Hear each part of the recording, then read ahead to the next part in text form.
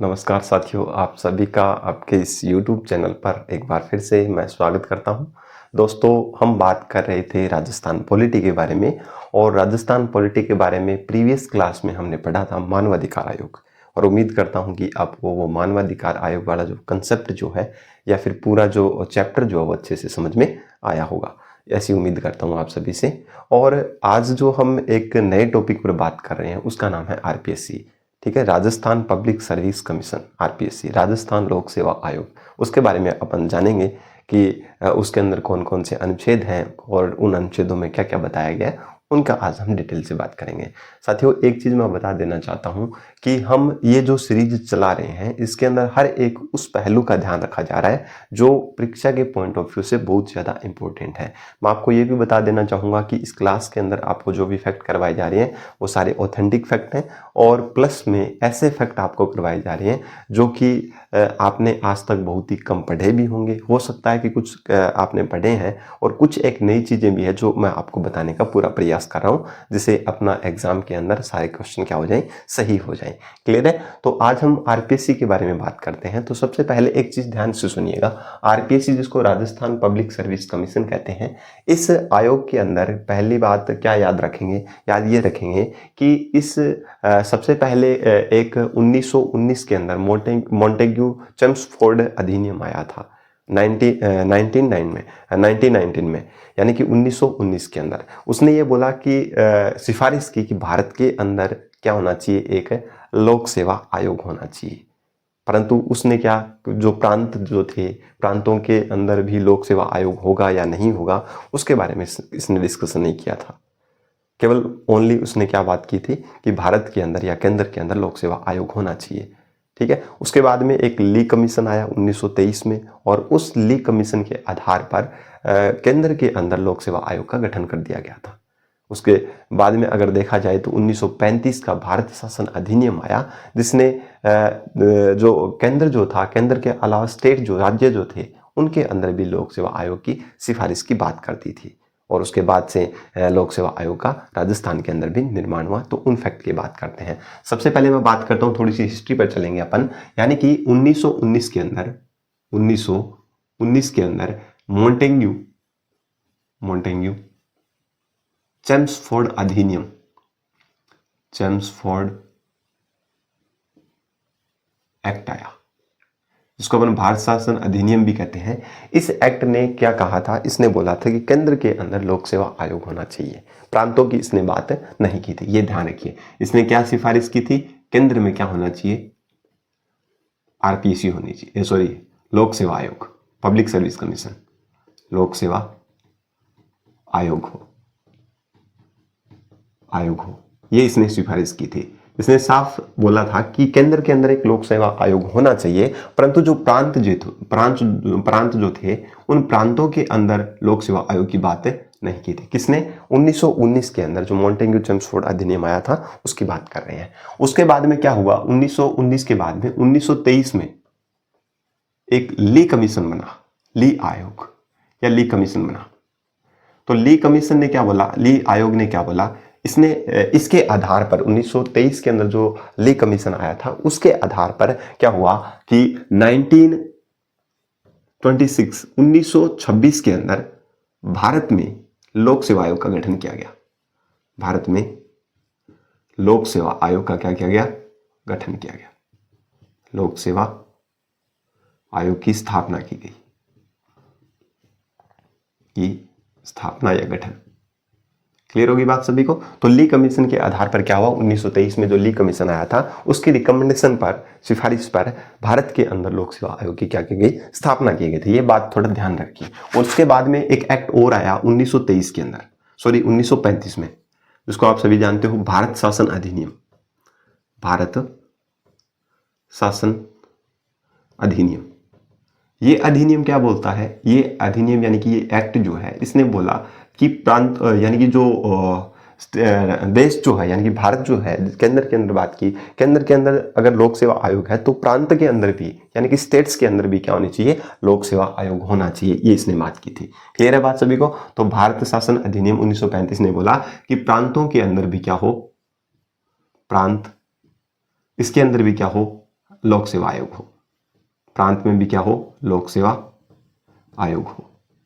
ये किसने बात की थी, 1935 का जो एक्ट आया था उसके अंदर बताया गया ये प्रांत जो है उसके अंदर भी क्या होना चाहिए, लोक सेवा आयोग होना चाहिए। अगर राजस्थान के परिप्रेक्ष्य से देखा जाए तो हमारे स्वतंत्रता से पहले 22 प्रांत थे, क्लियर है, और उन 22 प्रांतों में थे यानी कि रियासतों में से केवल 3 रियासतें ऐसी थी जिनके अंदर खुद का अपना क्या था, लोक सेवा आयोग था, क्लियर है। लोक सेवा में सुधार करने के लिए आयोग बनाया गया। तो याद रखिएगा स्वतंत्रता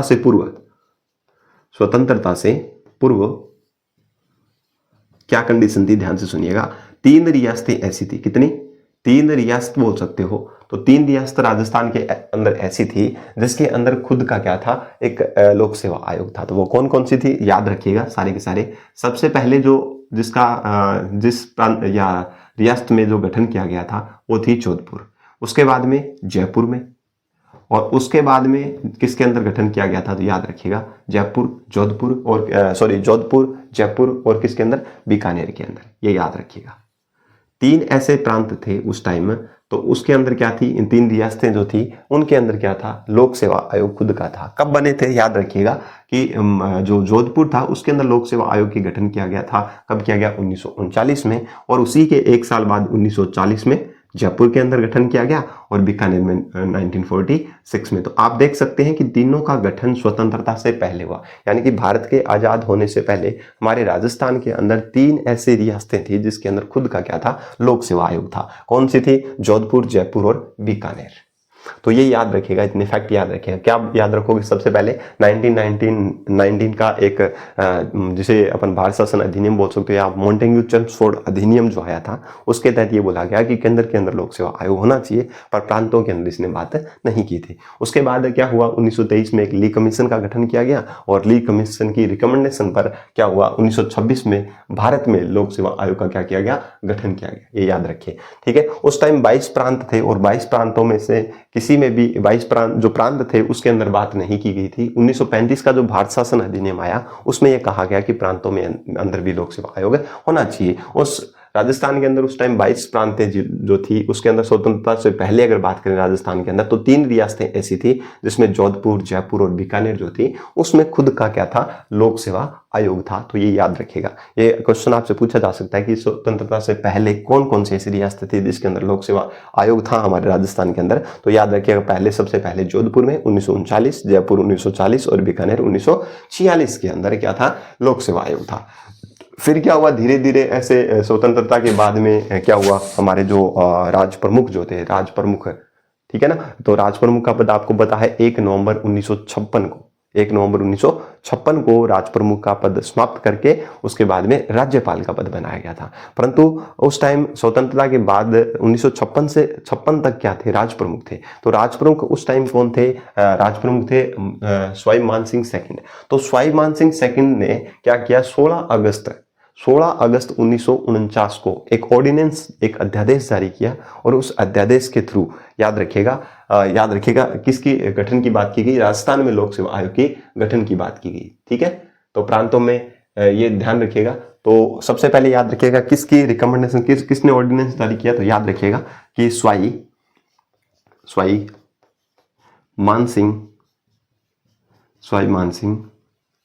सेकंड जो थे उन्होंने कब, 16 अगस्त 1949 में एक ऑर्डिनेंस जारी किया, अध्यादेश क्या किया, जारी किया, और इसमें राजस्थान में लोक सेवा आयोग के गठन क्या की गई, बात की गई, ठीक है। 16 अगस्त 1949 को अध्यादेश के थ्रू राजस्थान के अंदर लोक सेवा आयोग के गठन की बात की गई। किसने ऑर्डिनेंस जारी किया था, सवाई मानसिंह सेकंड ने किया था। सवाई मानसिंह सेकंड जो थे वो उस टाइम क्या थे, राज प्रमुख के पद पर थे।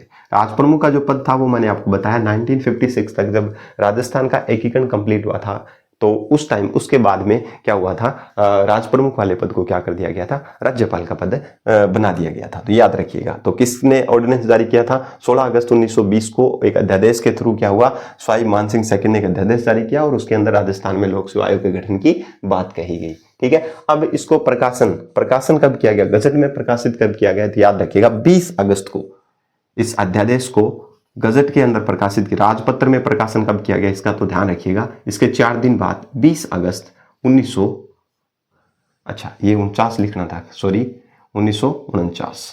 तो 20 अगस्त 1949 को राजपत्र में क्या कर दिया गया, प्रकाशित कर दिया, यानी कि गजट के अंदर इसको क्या कर दिया गया, प्रकाशित कर दिया गया। किसको, इस ऑर्डिनेंस को। क्लियर है बात सभी को। तो ऑर्डिनेंस आया कब, 16 अगस्त 1949 को, और प्रकाशन इसका कब हुआ, 20 अगस्त, यानी कि इसके 4 दिन बाद 20 अगस्त 1949 को इसका क्या हुआ, प्रकाशन हुआ। और प्रकाशन के जस्ट बाद में राजस्थान के अंदर जब लोक सेवा आयोग जो था उसकी स्थापना कब की गई, तो याद रखिएगा, मैं लिख देता हूं। तो इस ऑर्डिनेंस के तहत राजस्थान में जो लोक सेवा आयोग की जो स्थापना थी वो की गई थी 22 दिसंबर 1949 को। कब की गई, 22 दिसंबर 1949 को। ये डेट आपके लिए इंपॉर्टेंट है, आपसे पूछ सकता है कि राजस्थान में लोक सेवा आयोग जो था उसकी स्थापना कब की गई, तो 22 दिसंबर 1949 को। और ये अध्यादेश कब पारित किया गया, 16 अगस्त 1949 को। किसके द्वारा, स्वाभिमान सिंह सेकंड के द्वारा। गजट में कब प्रकाशन हुआ, 20 अगस्त 1949 को, यानी कि 4 दिन बाद में। और इसी अध्यादेश ऑर्डिनेंस के थ्रू क्या किया गया, राजस्थान में एक लोक सेवा आयोग का गठन किया गया, स्थापना की गई। कब की गई, 22 दिसंबर 1949 को। क्लियर है बात सभी को। तो ये आप थोड़ा सा क्या रखिए, ध्यान रखिएगा। क्लियर है बात सभी को। ये इतना आपको स्क्रीनशॉट लेना हो तो आप स्क्रीनशॉट इसका ले सकते हैं। ये थोड़ी सी हिस्ट्री थी जिसके बारे में हमने देखा कि किस प्रकार से इसका क्या हुआ, लोक सेवा आयोग जो है उसका गठन किया गया था। क्लियर है। चलिए अब बात कर लेते हैं आगे। अब अगर हम देखें यहां से तो स्टार्टिंग में जब क्या हुआ था, लोक सेवा आयोग का गठन हुआ, उस टाइम कितने सदस्य थे, तो एक अध्यक्ष था, 2 सदस्य थे। ठीक है, यानी कि जब इसका 22 दिसंबर 1949 को जब इस आरपीएससी का गठन किया गया था, तो गठन के समय, तो मैं आपको बता देता हूं, फैक्ट बता देता हूं कुछ। गठन जो है, गठन के समय यानी कि इसकी स्थापना के समय कौन सी स्ट्रक्चर थी, तो याद रखिएगा 1+2 का स्ट्रक्चर थी, 1+2 का, यानी कि एक अध्यक्ष और 2 कितने क्या थे, सदस्य थे। ये बात की गई थी पहले। क्लियर है। उसके बाद में अब तो वर्तमान के अंदर एक अध्यक्ष और 7 सदस्य है, 2011 से ये इंप्लीमेंट हो चुका है। ये बाद की बातें हैं, पर मैं हिस्ट्री की बात कर रहा हूं एक बार, तो ध्यान रखिएगा। स्टार्टिंग में आपसे पूछ सकता है कि लोक सेवा आयोग की स्थापना या गठन के समय कुल सदस्यों की संख्या कितनी, कुल सदस्य पूछे तो 3 थे, जिसके अंदर एक अध्यक्ष और 2 सदस्य थे। क्लियर है बात सभी को। यहां तक क्लियर हो चुकी होंगी, मैं ऐसी उम्मीद करता हूं। अब बात करें मुख्यालय की, बात करें हेडक्वार्टर कहां पर है, तो आरपीसी जो था, हेडक्वार्टर जो था, स्टार्टिंग में जब गठन हुआ था उस टाइम इसका मुख्यालय बनाया गया था जयपुर। कहां बनाया गया था, जयपुर। तो जयपुर को क्या किया गया था, मुख्यालय बनाया गया था। पर राजस्थान का जब एकीकरण पूरा हुआ तो ये रिकमेंडेशन दी गई, एक समिति बनाई गई, सत्यनारायण राव समिति। तो सत्यनारायण राव समिति के रिकमेंडेशन से ये कहा गया कि जो आरपीएससी का जो मुख्यालय है वो जयपुर नहीं होना चाहिए, ये मुख्यालय कहाँ होना चाहिए, अजमेर होना चाहिए। ठीक है, तो आज भी वर्तमान में वही कंडीशन है कि आरपीएससी का जो हेडक्वार्टर है वो कहाँ पर है, अजमेर में है। अब अजमेर में कहाँ है, घुघरा घाटी, अजमेर के अंदर। तो घुघरा घाटी जो है उसके पास ही जस्ट क्या है, आरपीएससी का हेडक्वार्टर है। तो याद रखिएगा, आपसे ये क्वेश्चन पूछ सकता है किसकी सिफारिश पर इस मुख्यालय के स्थापना करने या फिर इसका मुख्यालय कहाँ रखा जाए। ये इस मुख्यालय पर एक सिफारिश की गई जब राजस्थान का क्या किया गया, एकीकरण पूर्ण हुआ उस टाइम। किसकी सिफारिश पर, तो एक कमेटी बनाई गई, सत्यनारायण कमेटी या समिति। तो इस कमेटी की रिकमेंडेशन से क्या किया गया, जो मुख्यालय जो था वो कहां कर दिया गया, जयपुर से कहां पर ट्रांसफर कर दिया गया, अजमेर में ट्रांसफर कर दिया गया। ये बात थोड़ी सी आप क्या रखेंगे, याद रखेंगे। क्लियर है बात सभी को। तो आपसे यहां से क्वेश्चन क्या बन सकता है, यहां से क्वेश्चन बन सकता है कि जो स्टार्टिंग के अंदर जब आरपीएससी का जब गठन किया गया था उस टाइम कितने सदस्य थे, तो टोटल सदस्य 3 थे, जिसमें से एक अध्यक्ष था, 2 सदस्य थे। ठीक है, और मुख्यालय उस टाइम बनाया गया था जयपुर। और जैसे ही एकीकरण पूरा हुआ 1 नवंबर 1956 को, उसके बाद में ये रिकमेंडेशन दी गई कि इसका जो मुख्यालय है वो जयपुर ना करके कहां कर दिया जाए, अजमेर कर दिया जाए। तो अजमेर के अंदर क्या हुआ था, इसका मुख्यालय बना दिया गया था। तो आज वर्तमान में घुघरा घाटी अजमेर के अंदर आरपीएससी का मुख्यालय है। क्लियर है बात सभी को। तो ये याद रखिएगा, ये कंसेप्ट जो थे वो आपको ध्यान में रहने चाहिए। दूसरी बात है, ये आरपीएससी जो है वो एक संवैधानिक निकाय है। कैसा निकाय है, संवैधानिक निकाय है। अब मैंने आपको पिछली प्रीवियस क्लास में भी बताया था, संवैधानिक निकाय क्या होता है, ऐसा कोई भी आर्टिकल्स मान सकते हो, ये सॉरी आर्टिकल क्या, ऐसी कोई भी बॉडी, निकाय, ठीक है, या फिर कोई भी ऐसा आयोग जिसका उल्लेख हमारे भारत के संविधान में किया गया है, जिसमें संविधान के उपबंधों के अंतर्गत है, जिसका गठन किया जाए, वो होता है संवैधानिक निकाय। हमने देखा था पीछे मानवाधिकार आयोग देखा था, जिसका उल्लेख संविधान में नहीं था, एक एक्ट लाया गया था मानवाधिकार संरक्षण अधिनियम 1993, उसके तहत क्या किया गया था, जो राजस्थान ह्यूमन राइट कमीशन था, RHRC का गठन किया गया था। तो वो एक एक्ट के थ्रू था, एक कानून के तहत बनाया गया था, परंतु इस आयोग का जो उल्लेख जो है वो हमारे कॉन्स्टिट्यूशन में है, संविधान में है, इसलिए ये एक संवैधानिक निकाय है। तो ये थोड़ा ध्यान रखिएगा, क्लियर है। तो संविधान के अंदर, इसके अंदर अनुच्छेद पढ़ेंगे, हमने मानवाधिकार आयोग में क्या पढ़े, धाराएं पढ़ी, इसमें अपन अनुच्छेद पढ़ेंगे। तो ये एक संवैधानिक निकाय है। दूसरी बात करें तो ये भाग कौन से में है, तो याद रखिए भारत के संविधान के भाग 14 के अंदर इसका उल्लेख किया गया है। अगर बात करें आर्टिकल्स की, अनुच्छेद की, तो अनुच्छेद कितने से कहां तक है, तो ध्यान रखिएगा इसके आर्टिकल्स जो है वो है 315 से लेकर के 300 कितने तक है 28 तक, याद रखें। तो 315 से कहां तक है, 328 तक, 323 तक याद रखिएगा, 323 तक। क्लियर है बात सभी को। 315 से लेकर के 323 तक इसके अंदर आर्टिकल्स हैं।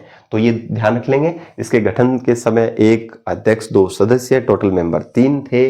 मुख्यालय जयपुर था। सत्यनारायण राव की कमेटी की सिफारिश से इसका मुख्यालय अजमेर में बदल दिया गया, घुघरा घाटी अजमेर में वर्तमान के अंदर इसका मुख्यालय हेडक्वार्टर है। संवैधानिक निकाय है क्योंकि इसका उपबंध जो है, इसका जो उल्लेख जो है भारत के संविधान के अंदर है। भाग 14 में आर्टिकल 315 से लेकर के 323 तक संघ और राज्य लोक सेवा आयोगों का गठन का प्रावधान किया गया है। क्लियर है। तो ये थोड़ी सी चीजें भी आप याद रखिए। अब बढ़ते हैं अपन एक एक आर्टिकल्स की तरफ। ठीक है, तो एक एक आर्टिकल पढ़ने से पहले मैं आपको एक चीज बता देना चाहूंगा कि आर्टिकल हमें कहां तक पढ़ना है, 315 से लेकर के 323 आर्टिकल तक पढ़ना है। तो 315 वाला आर्टिकल सबसे पहले पढ़ लेते हैं। उसके बाद में इसके अंदर भाग यानी कि आर्टिकल्स के अंदर भी 1, 2, 3, 4 इस प्रकार से अलग अलग पार्ट्स दिए गए हैं। तो हम उन सभी को क्लियर करने का प्रयास करेंगे। क्लियर। चलिए अब बात कर लेता हूं सबसे पहले मैं आर्टिकल 315 की। 315 में आर्टिकल में बताया गया इसके गठन की बात की गई है। किसकी बात की गई है? गठन यानी कि स्थापना। तो याद रखिएगा 315 जो आर्टिकल है इसके अंदर एक तो है 315(1) और एक है 315(2). तो याद रखिए एक का मतलब एक राज्य, एक का मतलब या क्या रखेंगे, एक राज्य, और 2 का मतलब है या तो 2 या 2 से अधिक, 2 या 2 से अधिक। तो इसका मतलब साफ है कि आरपीएससी जो है, याद रखिएगा आरपीएससी या फिर कोई भी है लोक सेवा आयोग जो है, किसी राज्य में एक लोक सेवा आयोग होगा। किसी स्टेट के अंदर क्या होगा, एक राज्य में एक लोक सेवा आयोग होगा। लोक सेवा क्या होगा, आयोग होगा। पब्लिक सर्विस कमीशन होगा। और आर्टिकल 2 में बताया गया है कि 2 से अधिक जो राज्य है, हो सकता है कि किसी राज्यों में तो ऐसा है कि एक ही राज्य के अंदर एक लोक सेवा आयोग है। कुछ कभी कहीं क्या है कि 2 संयुक्त राज्यों का भी क्या हो सकता है, लोक सेवा आयोग, 2 राज्यों को मिलाकर भी। इसका मतलब यहां पर संयुक्त लोक सेवा की बात की गई है। संयुक्त लोक सेवा आयोग, संयुक्त लोक सेवा आयोग। क्लियर होगी। संयुक्त कब होता है, जब एक और एक जुड़ जाते हैं तो होती है, तभी संयुक्त होता है। क्योंकि सिंगल एक का तो क्या संयुक्त होगा। क्लियर है। तो यहां से ऐसे याद रख लिया, 2 है तो इसका मतलब संयुक्त है। इसके अंदर एक 2 बार है तो 2 का मतलब संयुक्त हो गया। क्लियर है बात सभी को। आर्टिकल 315 गठन की बात करता है, स्थापना की बात करता है। ये बोलता है कि 315(1) में साफ लिखा गया है किसी राज्य के अंदर एक लोक सेवा आयोग होगा, परंतु 315(2) ये बोलता है कि 2 से ज्यादा राज्य जो हैं या फिर 2 या 2 से ज्यादा जो राज्य हैं उनके अंदर एक कंबाइन यानी कि एक संयुक्त लोक सेवा आयोग होगा। यह बात किसमें कही गई है, 315(2) में कही गई है। अब आ जाइए 316 में बात करते हैं।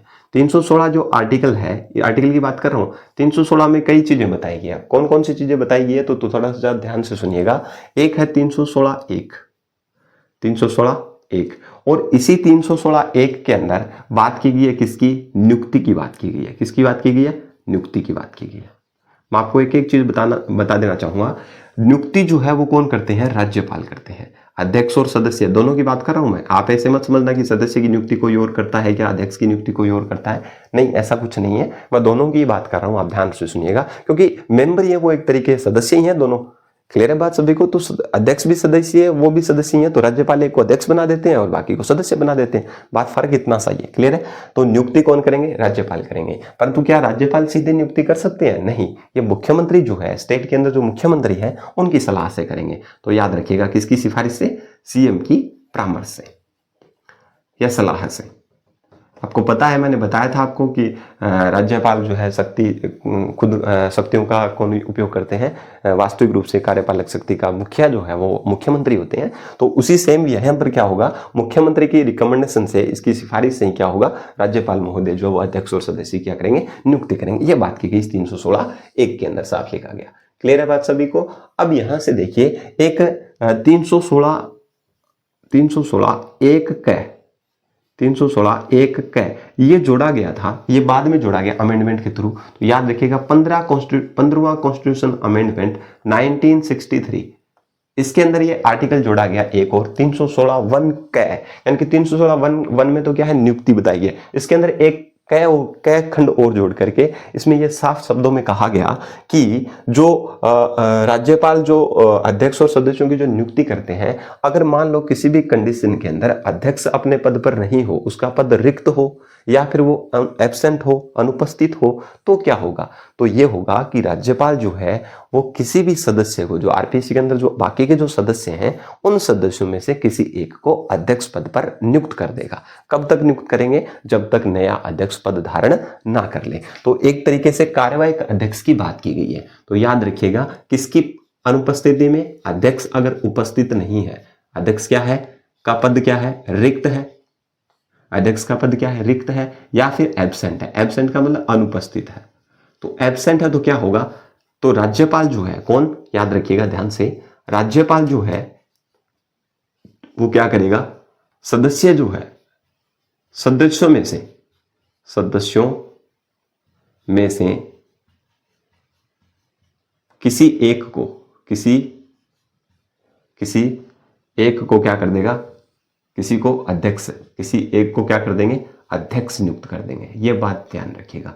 कोई भी जितने भी मेंबर हैं आरपीसी के अंदर, उनमें से राज्यपाल जिसको चाहे उसे अध्यक्ष नियुक्त कर सकते हैं। अभी जैसे पीछे कैलाश चंद्र जी मीणा थे, ठीक है ना, तो उनको कार्यवाहक अध्यक्ष बनाया गया था। तो सेम वही सिचुएशन यहाँ पर है। तो अध्यक्ष का पद अगर रिक्त हो या अध्यक्ष अनुपस्थित हो, तो राज्यपाल क्या करते हैं? सदस्यों में से किसी एक व्यक्ति को कार्यवाही का संचालन करने के लिए या फिर उसके कार्यों का निर्वहन करने, कर्तव्यों का निर्वहन करने के लिए किसी एक सदस्य को क्या करेंगे?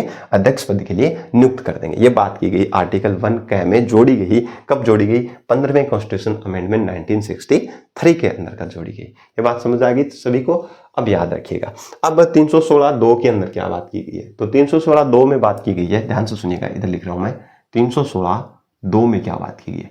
2 में बात की गई है कार्यकाल की। किसकी बात की गई है? कार्यकाल की बात की गई है। तो ध्यान से सुनिएगा, कार्यकाल जो है वो कितने साल का होगा? तो ध्यान से सुनिएगा, इसका जो कार्यकाल जो है वो होगा 6-62 वर्ष, जो भी पहले हो। 6-62 वर्ष, यानी कि 6 साल तक होंगे और 62 साल की उम्र तक होंगे।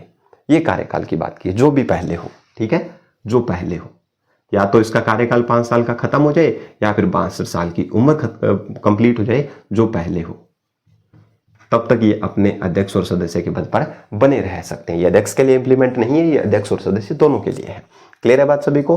अब 6-62 का कंसेप्ट कब आया था? ये पहले नहीं था, गठन के समय इसके अंदर ऐसा कुछ नहीं था। ये कंसेप्ट बाद में आया था।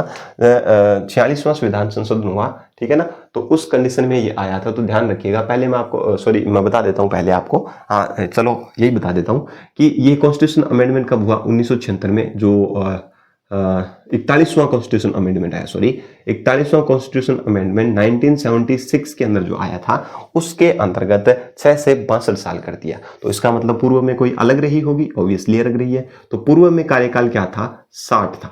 कितना था? 60 वर्ष था। यानी कि इनकी एज जो थी वो 60 वर्ष थी। कार्यकाल तो वही था 6 साल की, पर एज कितनी थी? एज लिमिट कितनी थी? 60 थी। समझ आ गई बात सभी को। 60 से बढ़ा करके 2 साल और बढ़ा दिया गया, एज के अंदर थोड़ी सी क्या कर दी, रियायत दी गई और 60 से 62 कर दिया गया। कब किया गया? 41वें संविधान संशोधन 1976 के तहत किया गया। तो ये समझ में आ गया सभी को। तो 316(2) क्या बोलता है? कार्यकाल की बात करता है कि 6 वर्ष या फिर 62 वर्ष, 6 वर्ष या फिर 62 साल की उम्र तक होना चाहिए। और 41वें कॉन्स्टिट्यूशन अमेंडमेंट के द्वारा ये 62 साल जोड़ा गया था, पहले कितना था? 60 वर्ष था। ये क्लियर याद रखें। क्लियर है सभी को। अब देखिए यहां पर इसी के अंदर 316(2) जो है, 316(2) जैसे 316(1) क में बताया गया, उसी प्रकार से 316(2) क में क्या बात की गई है? तो या इसमें बात की गई है त्याग पत्र की। किसकी बात की गई है? त्याग पत्र की बात की गई है। अगर अध्यक्ष और सदस्य चाहें कि हमें त्याग पत्र देना है तो वो त्याग पत्र क्या कर सकते हैं? हस्ताक्षर सहित राज्यपाल महोदय को त्याग पत्र दें, क्योंकि जो नियुक्ति करते हैं उन्हीं को त्याग पत्र दिया जाएगा। तो याद रखिएगा, राज्यपाल जो है उसको संबोधित करके हस्ताक्षर सहित त्याग पत्र सदस्य या अध्यक्ष क्या कर सकते हैं? दे सकते हैं। तो ये आर्टिकल 16 से क्या रखें? ध्यान रखें। आप एक बार इसका स्क्रीनशॉट ले सकते हैं। एकदम शॉर्ट तरीके से लिखवा रहा हूं मैं आपको, ज्यादा वैसे थ्योरी जैसे होता है ना कई बार लाइनें, तो लाइनें कई बार क्या याद नहीं रहती, क्योंकि लाइनों के अंदर वर्ड ज्यादा होते हैं, उसके अंदर हमसे वो चीजें छूट जाती है जो हमें याद रखनी चाहिए। इसलिए मैं शॉर्ट ज्यादा करवा रहा हूं, लिख नहीं रहा। तो आपको इससे पता ही चल रहा होगा 315 के अंदर स्थापना की बात की गई है। एक राज्यों के अंदर एक लोक सेवा आयोग होगा, ये 315(1) बोलता है। और 2 के अंदर क्या बात की गई? 2 से अधिक राज्यों के अंदर एक संयुक्त लोक सेवा, संयुक्त का मतलब दोनों का कंबाइन। ठीक है, चलिए 316 के अंदर बात की गई है, इसके नियुक्ति की बात की गई है, इसके कार्यकाल की बात की गई है, ये बात की गई है इसके अंदर बताई। 316(1) बोलता है कि राज्यपाल इनकी नियुक्ति करेंगे, सीएम की सिफारिश पर करेंगे। फिर ये बोला गया कि यार नियुक्ति तो कर दी, अध्यक्ष की नियुक्ति कर दी राज्यपाल ने, हो सकता है अध्यक्ष जो है, सदस्य जो है या अध्यक्ष जिसकी बात करें, तो अध्यक्ष उपस्थित नहीं हो तो फिर उसके कर्तव्यों का निर्वहन कौन करेगा? तो याद रखिएगा, उसके कर्तव्यों को निर्वहन करने के लिए 15वां कॉन्स्टिट्यूशन अमेंडमेंट आया और उसने बोला कि अध्यक्ष का पद अगर रिक्त हो, एब्सेंट हो, तो राज्यपाल किसी सदस्य को अध्यक्ष नियुक्त कर सकते हैं। ये बात की गई। 316(2) में कहा गया, इसके कार्यकाल की बात की। कार्यकाल 62 होता है, 6 साल या फिर 62 साल जो भी पहले हो। ये कब जोड़ा गया? 41वें संविधान संशोधन 1976 के द्वारा जोड़ा गया। 62 साल जोड़ा गया था, पहले 60 था। उसके बाद में 2 क भी जोड़ा गया, जिसके अंदर बोला गया कि त्याग पत्र अगर देना चाहे तो राज्यपाल को हस्ताक्षर सहित त्याग पत्र अध्यक्ष या सदस्य दे सकते हैं। क्लियर है बात सभी को? तो ये थोड़ा सा ध्यान रखिएगा। चलिए आगे। अब एक और रह गया 316(3). यहां करूं कि कहां करूं? चलो यहीं करवा देता हूं, आप समझ लेना। यहां से 316(3) एक साथ याद रह जाएगा ना। 3 के अंदर बात की गई है, जो भी सदस्य जो होंगे, आरपीएससी के जो सदस्य है वो पुनर्नियुक्त नहीं हो सकते। क्या नहीं हो सकते? पुनर्नियुक्त नहीं हो सकते। सदस्य क्या नहीं होंगे? पुनर्नियुक्त नहीं होंगे। यानी कि उसी पद पर, किस पद पर? उसी पद पर। यानी कि मान लो कोई भी सदस्य है, ठीक है, कोई भी सदस्य है और मान लो अगर उसका पुनर्नियुक्त किया जाए तो वो उसी पद पर, सदस्य के पद पर ही वापस पुनर्नियुक्त नहीं हो सकता। यहां अध्यक्ष की भी बात की गई है कि अध्यक्ष, मान लो अध्यक्ष को अगर दोबारा नियुक्त किया जाए तो उसी पद पर, उसी राज्य के और किसी के अध्यक्ष के पद पर नियुक्त नहीं किया जा सकता। ना तो सदस्य बन सकता है, ना ही अध्यक्ष बन सकता है। यानी कि उसी पद पर, जिस पद पर पहले थे, उस पद पर वापस पद धारण नहीं कर सकेंगे। ये बोलता है आर्टिकल 316(3). ठीक है, अध्यक्ष का पद नहीं धारण कर सकता, सदस्य का पद धारण नहीं कर सकता। ये आर्टिकल में साफ बोला गया। किसके अंदर बोला गया? किसके अंदर बोला गया? 316(3) में बोला गया। क्लियर है बात सभी को? तो ये थोड़ा सा क्या रखिएगा? ध्यान रखिएगा। चलिए आगे। ठीक है, अब आप बोलोगे कि सर सदस्य तो नहीं बन सकता, अध्यक्ष नहीं बन सकता, तो क्या आरपीएससी के जो सदस्य है वो अध्यक्ष बन सकते हैं? ऑब्वियसली अध्यक्ष बन सकते हैं। सदस्य अध्यक्ष बन सकता है, पर अध्यक्ष नहीं बन सकता, क्योंकि उससे बड़े तो पावर क्या होगी? अध्यक्ष सदस्य नहीं बन सकता कभी भी। सदस्य अध्यक्ष के पद पर जा सकता है। तो उसी पद पर, मैं बात ये कर रहा हूं कि उसी पद पर, उसी पद का मतलब सदस्य के पद पर नहीं रह सकता, अध्यक्ष के पद पर नहीं रह सकता। तो आप ये बताइए कि अध्यक्ष का दूसरा पद और कौन सा हो सकता है? सदस्य नहीं, क्योंकि अध्यक्ष जब बन चुका है तो वो सदस्य की कैटेगरी में नहीं है। इसका मतलब अध्यक्ष तो हट गया, उस आरपीएससी से ही हट गया। ठीक है, पुनर्नियुक्त नहीं हो सकते हैं। इसका मतलब किसी दूसरे स्टेट के अंदर, किसी दूसरे राज्य के अंदर वो क्या कर सकते हैं? अध्यक्ष बन सकते हैं। ये बात की गई है इसके अंदर, सदस्यों के अंदर। क्लियर है बात? आगे बात करेंगे अपन। यहां तक क्लियर हो गया? समझ आ गई बात सभी को? ठीक है, चलिए अब बात करते हैं 317 की। 316 के अंदर 3 बातें थी। पहले के अंदर नियुक्ति, दूसरे के अंदर कार्यकाल, तीसरे के अंदर उसी पद पर नियुक्त नहीं होंगे बस। और आर्टिकल में साथ साथ वो जो अमेंडमेंट जो है, संशोधन जो है, वो साथ साथ में मैं आपको करवाते जा रहा हूं, तो वो भी थोड़ी सी नोट डाउन करके याद रखिएगा। चलिए अब बात कर लेते हैं 317। 317 जो आर्टिकल है उसके अंदर क्या बताया गया, ध्यान से सुनिएगा। हटाने की बात की गई है 317। तो 317 जो है इसके अंदर तीन बातें हैं, ठीक है, तीन बातें हैं। कौन कौन सी बातें हैं तो ध्यान से सुनिएगा। 317 एक तो है एक, 317 एक है 317 दो, और एक है 317 तीन। 317 तीन, ध्यान से सुनिएगा एक एक चीज को। 317 एक में बताया गया हटाना, हटाने की बात की गई है। हटाएंगे कौन, राष्ट्रपति हटाएंगे। एक चीज ध्यान से सुनिएगा, ये इंपॉर्टेंट है, ये अलग चीज है थोड़ी सी। राष्ट्रपति हटाएंगे कौन, पावर किसके पास है, राष्ट्रपति। क्या सीधे हटा देंगे, नहीं, सुप्रीम कोर्ट की जांच के आधार पर, सुप्रीम कोर्ट की जांच पर, जांच होने के बाद में राष्ट्रपति महोदय के पास ये पावर है कि उस अध्यक्ष को या उस सदस्य को क्या कर सकते हैं, उसके पद से हटाया जा सकता है। ये आर्टिकल 317(1) में बोलता है। यहाँ पर राज्यपाल नियुक्त जरूर करते हैं, त्यागपत्र राज्यपाल को दे सकते हैं। मैंने आपको बोला कि त्यागपत्र क्या दे सकते हैं, राज्यपाल को दे सकते हैं 316(2) के तहत, 2(1) के तहत, ठीक है। परंतु हटाने की पावर राज्यपाल के पास नहीं है, किसके पास है, राष्ट्रपति महोदय के पास है। क्लियर है। चलिए 2 नंबर में बात की गई निलंबन की। निलंबन यानी कि उनको कुछ समय के लिए क्या कर सकते हैं, उनको पद से हटाया जा सकता है जब तक कि इनकी जांच चल रही हो। राज्यपाल की सिफारिश पर इनको क्या कर दिया जा सकता है, निलंबन किया जा सकता है। राष्ट्रपति की सिफारिश पर कौन करता है निलंबन, तो याद रखिएगा राज्यपाल करते हैं। अभी आपको पता है कलराज जी मिश्र ने बाबूलाल कटारा को क्या किया था, 26 जनवरी को 2024 को क्या किया था, उनके पद से हटाया था। क्लियर है ना, याद है ना सभी को। तो राज्यपाल महोदय ने हटाया था कलराज जी मिश्र ने। उस टाइम हमारे क्या थे, राज्यपाल महोदय कलराज जी कलराज मिश्र थे, ठीक है। क्लियर है। 317(2) में निलंबन की बात की गई और निलंबन कौन करेगा, राज्यपाल करेगा। उसके बाद बात करें 3 में, हटाने का आधार क्या है। आधार, अगर राष्ट्रपति महोदय अगर हटाएंगे तो हटाने का आधार क्या है, तो याद रखिएगा, या तो वो क्या है, दिवालिया है, बैंक ने, किसी भी संस्था ने या बैंक ने क्या कर दिया, उसको दिवालिया घोषित कर दिया। कोई भी ऋण लिया हुआ राशि जो है वो चुका नहीं पाया, तो इसका मतलब उसको दिवालिया घोषित कर दिया गया है, तो इसके आधार पर हटा सकते हैं, दिवालिया हो। दूसरी बात है कर्तव्यों का निर्वहन ना कर सकता हो या कदाचार हो, कदाचार के आधार पर हटा सकते हैं। कदाचार का मतलब जिसका आचरण सही नहीं हो, जैसे बाबूलाल जी कटारा को हटाया गया, कदाचार के आधार पर हटाया गया था, ठीक है। तो कदाचार के आधार पर हटाया जा सकता है। तीसरी बात है अक्षम हो, कार्य करने में सक्षम नहीं हो, कार्य में असमर्थता हो, इसके आधार पर हटा सकते हैं। मानसिक रूप से कार्य करने में असमर्थ हो, उसके आधार पर भी इसको हटाया जा सकता है। तो लाभ के पद पर अगर हो तो भी हटाया जा सकता है। लाभ पद, राज्य या भारत सरकार के अधीन किसी भी लाभ के पद पर हो तो भी इसको हटाया जा सकता है। तो ये कुछ ऐसे इफेक्ट हैं जिनके बारे में आपको ध्यान में रखना है कि कौन कौन से ऐसे आधार हो सकते हैं जिसके आधार पर इसको हटाया जा सकता है, किसको, अध्यक्ष और सदस्यों को। तो ये 317 ये बात की गई है। 317 के अंदर बताया गया हटाने निलंबन की बात की गई है। तो याद रखिए 317(1) में बताया गया है कि राष्ट्रपति महोदय इनको हटा सकते हैं सुप्रीम कोर्ट की सलाह पर। 317(2) बोलता है निलंबन करेंगे कौन, राज्यपाल करेंगे। 317(3) बोलते हैं कि कौन कौन से आधारों पर इसका हटाया जा सकता है। कदाचार वाला इंपॉर्टेंट याद रखना कि कदाचार के आधार पर इसको हटाया जा सकता है, ठीक है। लाभ के पद पर हो, दिवालिया हो, या फिर ऐसे कुछ कंडीशन आप याद रख सकते हैं। क्लियर हो गई बात सभी को। चलिए उसके बाद अगर बात करें 318 की बात कर लेते हैं। तो 318 में क्या लिखा गया, तो ध्यान से सुनिएगा। आर्टिकल 318 के अंदर क्या बताया गया, सेवा शर्त की बात की गई है। आर्टिकल 318 जो है इसके अंदर किसकी बात की गई है, सेवा शर्त, सेवा शर्त, शर्तें और संख्या, शर्तें और संख्या।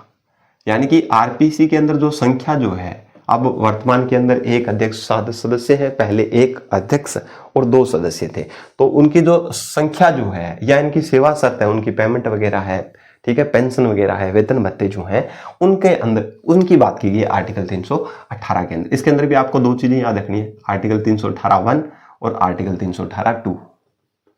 318(2) याद रखिएगा। जो भी सेवा शर्तें जो है, सेवा शर्तें जो भी इनके ऊपर इंप्लीमेंट होगी, या फिर प्लस में संख्या, यानी कि इन आरपीसी के सदस्यों की संख्या जो है, इन दोनों का निर्धारण जो है ये कौन करेंगे, इन दोनों का निर्धारण, संख्या कितनी होगी, आरपीएससी के मेंबरों की संख्या कितनी होगी, उनको क्या वेतन भत्ते दिए जाएंगे, इन सभी उनके अंदर नियम वगैरह वो जो भी है, यानी कि जो निर्धारण जो है सेवा शर्त संख्या का निर्धारण है वो कौन करेंगे, राज्यपाल करेंगे। कौन करेंगे, राज्यपाल। राज्यपाल क्या करेंगे, समय समय पर इनकी सेवा शर्तें और संख्या का क्या करेंगे, निर्धारण करेंगे। ये आर्टिकल 318(1) में लिखा गया। दूसरी बात करें कि इनकी सेवा शर्तें, सेवा शर्त जो है प्लस संख्या जो है, संख्या से संबंधित कोई भी नियम जो है, सेवा शर्तें या संख्या से संबंधित कोई भी रूल रेगुलेशन है, नियम जो बनाने हैं, कानून जो है बनाएगा, वो भी राज्यपाल बनाएंगे। ठीक है ना, होता है ना कोई भी चीजें अपन करते हैं तो उससे संबंधित पहले क्या होते हैं, नियम बनाए जाते हैं, उस नियमों के आधार पर ही कार्य का संचालन होता है। तो इनके जो नियम जो है वो कौन बनाएंगे, राज्यपाल बनाएंगे। इनकी संख्या सेवा शर्तों का निर्धारण राज्यपाल करेंगे और इनके नियम जो है वो भी कौन बनाएंगे, राज्यपाल महोदय बनाएंगे। इस किस में बात की गई है, तो ये बात की गई है किसके अंदर, आर्टिकल 318(1) और 2, यानी कि 1 के अंदर बात की गई इनके निर्धारण की बात की, कौन निर्धारित करेगा, और इसके अंदर बात की गई नियम की। तो आप एक ही याद रख सकते हो, सेवा शर्तें और संख्या का जो निर्धारण जो है, ठीक है, तो वो कौन करेंगे, राज्यपाल महोदय करेंगे। बस इतना याद रख लेना।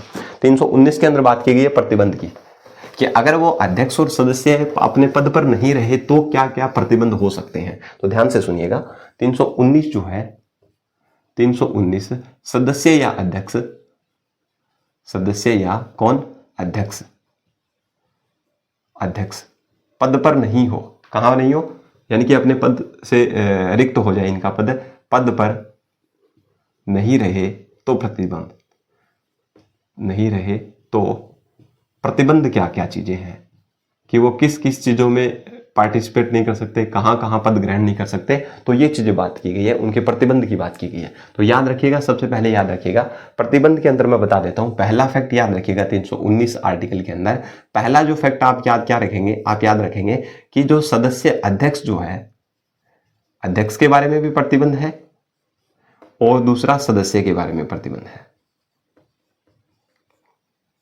कि अध्यक्ष और सदस्य अगर पद पर नहीं रहे तो इनके लिए क्या क्या शर्तें हैं, कि वो क्या क्या नहीं। राज्य, एक चीज तो आप ध्यान रखिएगा, अध्यक्ष और सदस्य कभी भी राज्य सरकार और जो भारत सरकार जो है, भारत और राज्यों के अंदर, केंद्र और राज्यों के अंदर कभी भी याद रखिएगा कोई भी लाभ का पद ग्रहण नहीं कर सकते हैं।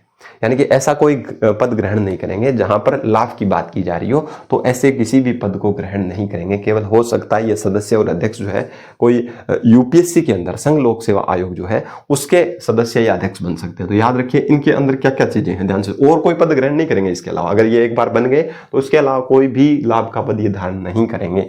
तो याद रखिए अध्यक्ष जो है वो संघ लोक सेवा आयोग, जिसको अपन यूपीएससी बोलते हैं, union public service commission, UPSC, UPSC के अध्यक्ष बनाए जा सकते हैं या इसके सदस्य बन जाते हैं। ये दोनों कंडीशन लागू होती है किसके ऊपर, अध्यक्ष के लिए। तो अध्यक्ष क्या होगा, यूपीएससी के अंदर जाएगा और वहां पर क्या बनेगा, अध्यक्ष और क्या बन सकते हैं, सदस्य बन सकते हैं। ये चीज थोड़ी सी आप क्या रखेंगे, याद रखेंगे। क्लियर हो गई बात सभी को।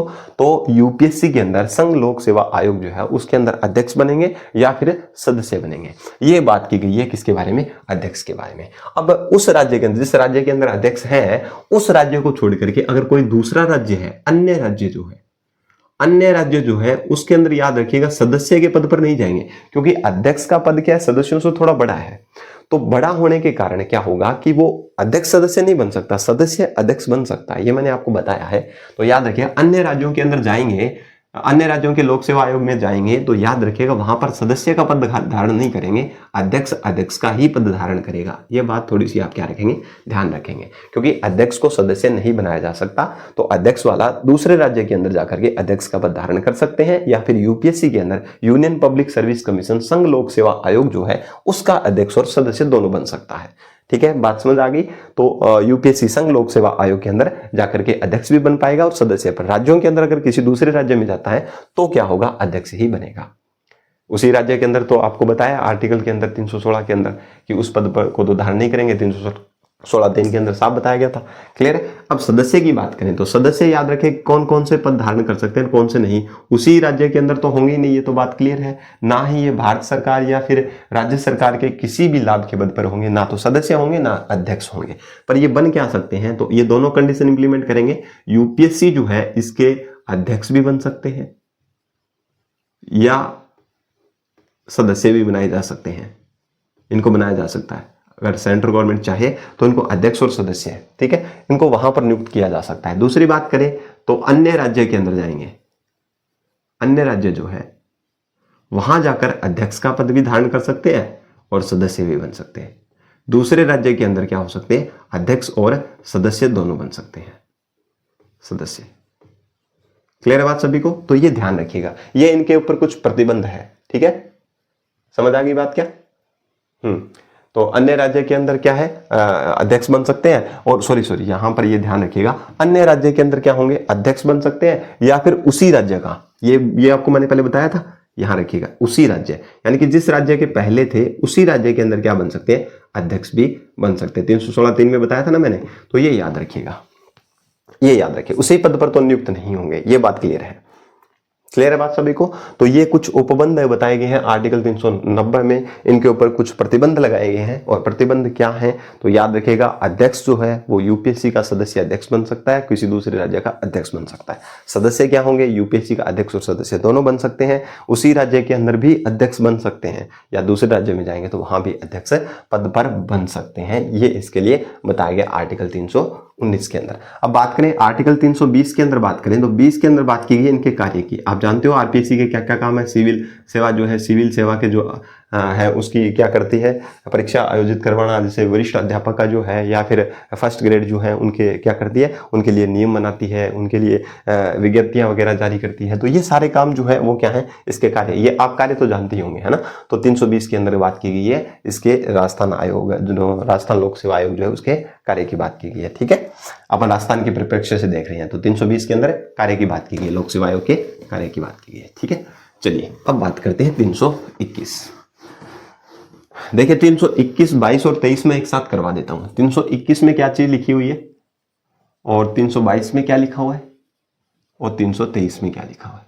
323 लास्ट आर्टिकल है, तो लास्ट से चलते हैं। लास्ट में क्या होता है, पूरे साल की जो रिपोर्ट है, रिपोर्ट या प्रतिवेदन जो है, प्रतिवेदन वो किसको देंगे, तो याद रखिएगा रिपोर्ट और जो प्रतिवेदन जो है वो देंगे राज्यपाल को। और राज्यपाल क्या करेंगे, विधानमंडल जो है उसके समक्ष रखवाएंगे। तो याद रखिएगा राज्यपाल को देंगे और राज्यपाल विधानमंडल के समक्ष उस रिपोर्ट को रखवा देंगे। तो 323 में बताया गया है कि रिपोर्ट किसको देंगे, राज्यपाल को देंगे। 322 में बताया गया है इनको वेतन भत्ते, वेतन भत्ते बात की गई है और पेंशन की बात की गई है। पेंशन ये किससे दिए जाएंगे, तो याद रखिए राज्य की संचित निधि से, राज्य की संचित निधि से, संचित निधि से। तो राज्य के अंदर जो स्टेट गवर्नमेंट जो है उसकी जो संचित निधि है उससे ही इनको वेतन दिया जाएगा, उससे ही उसको पेंशन दी जाएगी। ऐसा नहीं है कि पेंशन कोई भारत सरकार की संचित निधि से दी जाए, उसी राज्य के अंदर जिस राज्य के ये अध्यक्ष और सदस्य हैं उसी राज्य की संचित निधि से इनको पेंशन और वेतन भत्ते दिए जाएंगे। अगर बात करूं मैं वेतन भत्तों की बात करूं तो याद रखिएगा अध्यक्ष जो है, आरपीएससी का जो अध्यक्ष है उसको कितनी सैलरी मिलती है, तो याद रखिएगा 1 लाख कितनी मिलती है, 2,25,000, 2,25,000 रुपये, 25,000 रुपये। और अगर सदस्य की बात करें तो इनसे 10 कम मिलेगी, सदस्य को कितनी मिलती है, 2,15,000 रुपये।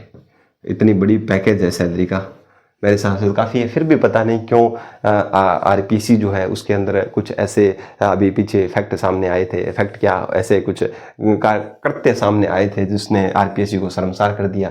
क्योंकि इतनी ज़्यादा सैलरी होने के बाद में भी वो क्या है कि ह्यूमन नेचर है ना, मानव के अंदर जो तृष्णा है वो कभी कम ही नहीं हो सकती है। वो चाहता है कि और ज़्यादा मिले, उससे ज़्यादा और मिले, उससे ज़्यादा और मिले। तो देखिए एक सम्माननीय पद है। मेरा मानना यही है कि आरपीएससी एक बहुत ही गरिमामयी पद है जिसके अंदर इतने सिविल सर्विस के जो लोग हैं, ठीक है, जिसमें आरएस जो है राजस्थान एडमिनिस्ट्रेटिव सर्विस, राजस्थान प्रशासनिक सेवा के अधिकारी बनते हैं, ठीक है, एसडीएम वगैरह ये बनाए जाते हैं। तो ऐसे पदाधिकारी जो उच्च मतलब एक बढ़िया क्वालिटी के जब ये पदाधिकारी नियुक्त करती है, राजस्थान के सर्वोच्च पद पर जिनको नियुक्त करती है, अगर ऐसे ही संस्था अगर मान लो कि ऐसे कृत्य में अगर लिप्त पाई जाती है तो ये शर्म की बात नहीं हो सकती। तो ऐसा नहीं होना चाहिए। जो भी अध्यक्ष और सदस्य की नियुक्ति की जाए तो वहाँ पर ये उनका बैकग्राउंड भी चेक कर लिया जाना चाहिए, या फिर ऐसे अधिकारियों को नियुक्त कर दिया जाना चाहिए जहाँ पर क्या हो कि वो कम से कम उनको योग्यता, अच्छी योग्यता हो। तो देखिए एक चीज मैं बता देता हूँ, योग्यता है। जब मैंने आपको बताया था कि सदस्यों को और जो कार्यकाल जो है सदस्य जो है उनकी नियुक्ति की जाती है, तो मैंने आपको बताया था 316(1) में बताया गया। अभी मैं आपको एक बता देना चाहूंगा, 316(1) के अंदर क्या था कि इसके अंदर नियुक्ति बात की गई, राज्यपाल नियुक्ति करते हैं। तो वहां पर जो सदस्य जो है ना, ये टोटल जो सदस्य जो है आरपीसी के अंदर, उन सदस्यों में से दिक्कत कहाँ आती है, ध्यान से सुनिएगा। जो लोग अच्छे प्रशासनिक अधिकारी होते हैं, यानी कि जो अधिकारी लेवल के होते हैं, जो पेपर फाइट करके लगते हैं, ठीक है ना, जिनको अनुभव है प्रशासन चलाने का, तो ऐसे आधे ही सदस्य होते हैं। यानी कि इसमें साफ बताया गया है कि आधे जो मेंबर है ना, आधे सदस्य क्या होंगे, वो होंगे जो 10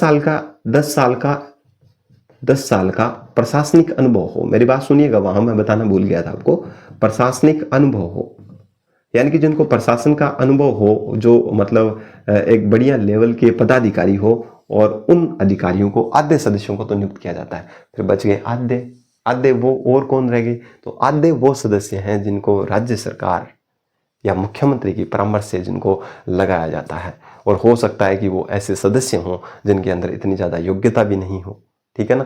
और ऐसे सदस्यों को अगर लगा दिया जाए तो उसका हर्जाना आप जानते ही हो कैसा हो सकता है। पर मेरा मानना यही है कि आरपीसी के अंदर जो भी सदस्य है, जो भी अध्यक्ष तो हैं ही, नॉर्मली आधे सदस्य तो हैं ही, पर ऐसा होना चाहिए कि पूरे सदस्य ही ऐसे होने चाहिए जो प्रशासनिक अधिकारी वाले हो। प्रशासन का अगर अनुभव होगा तो ऐसे अधिकारी जो है वो बहुत ही सोची समझी एक नियम कायदे कानून के तहत ही क्या करेंगे, अपना कार्य का निर्वहन करेंगे। पर भाई अब है, कॉन्स्टिट्यूशन में लिखा हुआ है, तो अपन क्या कर सकते हैं, ठीक है ना। तो ये गरिमामय पद है, तो इसके अंदर ऐसी प्रकार के कर्तव्य करते होते हैं, तो एक बहुत ही विचारणीय विषय बन जाता है, ठीक है। तो अपन इसकी बात नहीं करते हैं, अपन अपने मुद्दे पर चलते हैं। वेतन भत्ते और पेंशन जो है राज्य की संचित निधि से दिए जाएंगे, और अध्यक्ष का कितना है, 2 लाख है। कितना है तो ध्यान रखिएगा, 2 लाख है 25,000 रुपए हैं, और सदस्य के 2 लाख है 15,000 रुपए हैं। क्लियर है।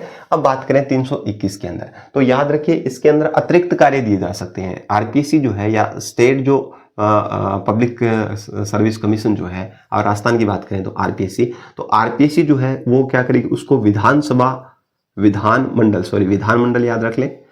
विधानमंडल जो है, विधानमंडल क्या करेगा, किसी नियम के द्वारा, ठीक है ना, किसी भी नियम द्वारा या कानून विधि द्वारा, ठीक है ना, विधानसभा विधि द्वारा क्या करेंगे, अतिरिक्त कार्य सौंप सकता है इनको, ठीक है। अतिरिक्त कार्य सौंप सकते हैं, तो या फिर इनके कार्यों में वृद्धि की जा सकती है। अतिरिक्त कार्य सौंप दिए तो जो काम तो ये कर रहे हैं वो तो करेंगे ही करेंगे, पर इसके अलावा भी इनको अन्य कार्य भी दिया जा सकता है। ये बोलते हैं आर्टिकल 321 के अंदर बात की। क्लियर है बात सभी को। तो आपको मैंने सारे के सारे आर्टिकल करवा दिए हैं, और उम्मीद करता हूं कि आपको सभी को अच्छे से समझ में आ गई, ठीक है। तो आप एक चीज ध्यान सुनिएगा, एक मैं शॉर्ट नोट के तरीके से आपको बढ़ा रहा हूं कि आप ज्यादा से ज्यादा लिखने वाले कंसेप्ट से दूर रहें। मेरा मानना यही है कि लिखने वाले कंसेप्ट से ज्यादा दूर रहें। आप ऐसे फैक्ट पर ध्यान दीजिएगा, क्योंकि ऐसे फैक्ट पर अगर आप ध्यान देंगे तो आपको ज्यादा इजीली तरीके से याद रहेगा। जैसे मैं लिखता जा रहा हूं, सेम अगर आप कॉपी के अंदर ऐसे ड्रॉ करेंगे तो आपके लिए बेनिफिशियल रहेगा, ठीक है। चलिए एक बार दोबारा रिवीजन करवा देता हूं। 321 के अंदर बात की गई है कि विधानमंडल जो है, विधानमंडल विधि द्वारा क्या कर सकते हैं, इनके कार्यों में वृद्धि कर सकते हैं या अतिरिक्त कार्य इनको सौंप सकते हैं। 322 के अंदर वेतन भत्ते पेंशन की बात की गई है, जो राज्य की संचित निधि से दी जाएगी। और 323 के अंदर बात की गई रिपोर्ट, यानी कि प्रतिवेदन, वार्षिक रिपोर्ट राज्यपाल को देंगे, और राज्यपाल महोदय उसको विधानमंडल के समक्ष प्रस्तुत करवाएंगे विचार विमर्श के लिए।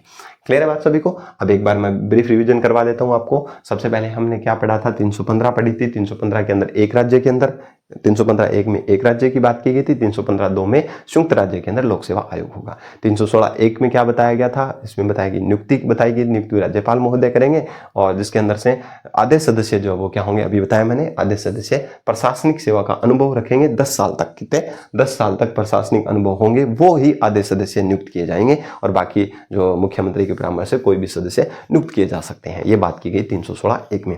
316(1) क्या जोड़ा गया, जिसके अंदर बात की अध्यक्ष अगर अनुपस्थित है तो राज्यपाल के पास ये पावर है कि वो किसी सदस्य को एक वो कर्तव्यों के लिए कोई भी सदस्य जो है वो अध्यक्ष पद पर नियुक्त कर सकते हैं, जब तक कोई नया अध्यक्ष ना आ जाए।